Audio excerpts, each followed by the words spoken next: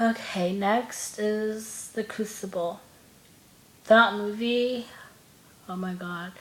But I'm not really gonna talk too much about the movie. I'm just talking about the whole witch trial thing, and yeah, I'm gonna talk about the movie too because the movie is based on Abigail and Betty, and yeah, that's her name, right? The evil bitch. The other one, yeah. I don't know. She was. I don't care what her name was. Betty, Becky. I think I don't know. Pretty much, Abigail was a psychotic woman. She was 16, but whatever. She was psychotic and crazy and insane, and her cousin Becky, yeah, they really destroyed lives and they didn't care, and it just I don't understand it. Um, the reason it started, well, they weren't the original people. There was someone else, and then it kind of trickled down to Abigail and Becky. Um, I don't, yeah, but anyway, Abigail and her cousin, and their friends, or whatever, are enchanting in the forest, and they're trying to cast spells on people, and the ministry mayor, he discovered it, and the mayor and Becky was his daughter, and Abigail was his niece. So yeah, so he found them and took them home, and Becky pretended that she was like uh, unable to wake up. So I thought she was possessed, blah blah blah. And then eventually, Abigail tried to blame it on their maid and their servant, I guess. And the servant got beaten a little, but nothing bad happened to her at all. She got actually the servant was the only one who didn't go out to trial, um,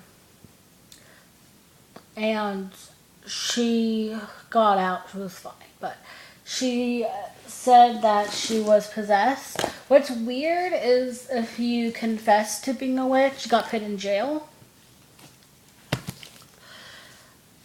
But if you didn't, you were hung. No, I don't know. And if you say that witches were not real, you got hung. Um, I don't know how that works. I really don't. How the way they thought back in the day, but that's what they thought. Um, but Abigail had an affair with a guy named John Proctor,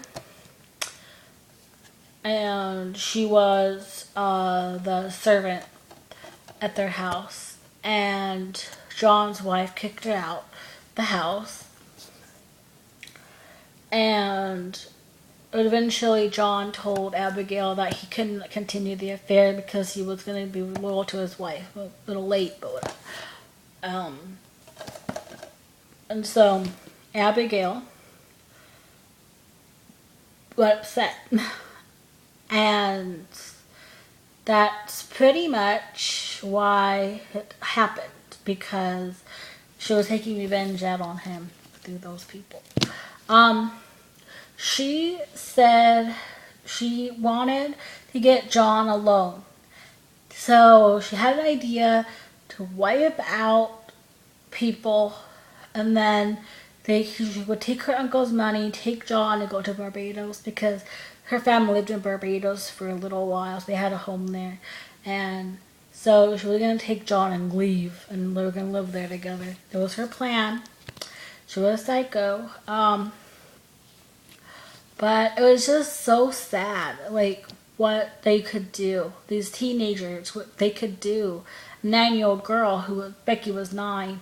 It just, I can't wrap my mind around that at all. Like, hurting someone that badly, taking somebody's life, not caring about it.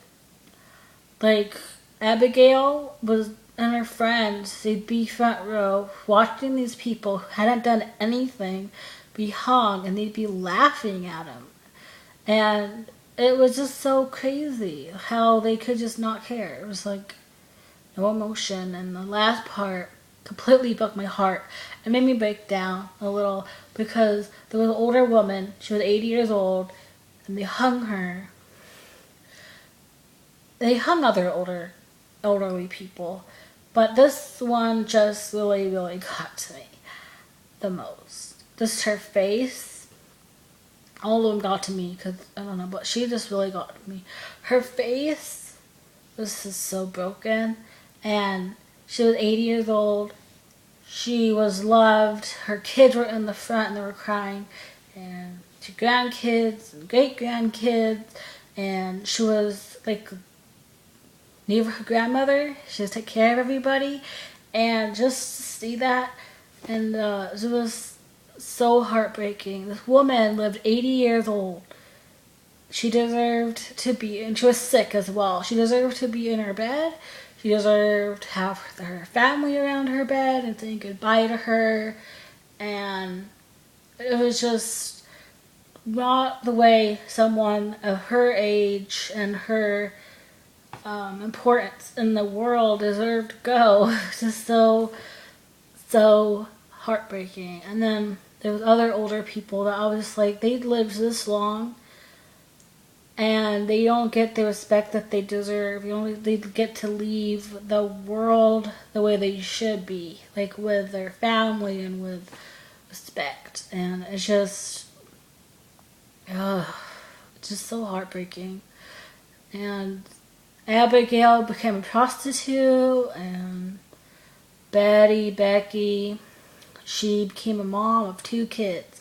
I don't know what the hell she would tell her kids. I really don't know how she raised them. I don't know if they weren't crazy. I don't know how if they were bad people like she was. But I don't know how she'd have kids after that and be able to raise them. Right? Like, I don't understand. But, yeah. They also hung dogs, 2 dogs, because he thought they were delivering demonic messages. And there was an older man, and he got hung because that he was a witch. Because there was a man who lit a fire, and the wind picked up. At the same time, the man waved, like, oh, he's a witch, because of the blah. And it was just so stupid. But yeah, I have to cut this short because it's going over time. But I had to get it out of my system. And rest in peace to the victims. And Abigail could burn in hell with her cousin. And that's all. Goodbye.